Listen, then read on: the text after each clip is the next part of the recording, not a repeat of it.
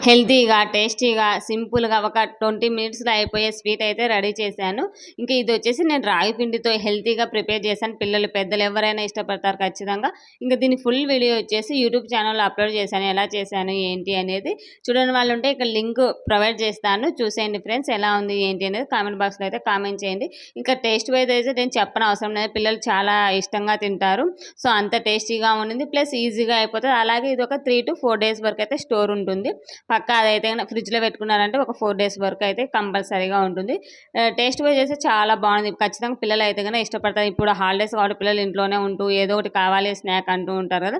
So, ఇదైతే గన prepare చేయండి. చాలా బాగా వచ్చింది. ఇంకా చూడని వాళ్ళు ఉంటే గన ఇక్కడ చెప్పాను కదా! లింక్ ఇస్తాను చూసేయండి. ఇంకా కూర్చొని నేను, మా బాబు అయితే ఇక్కడ తినేస్తూ ఉన్నామనమాట. మా వాడికి స్వీట్ అంటే ఇష్టం. నాకు ఇష్టమే కాబట్టి ఇంక ఇద్దరం అయితే తినేస్తున్నాం. మా పాప అప్పుడు లేదు, డాన్స్ క్లాస్‌కెళ్ళింది.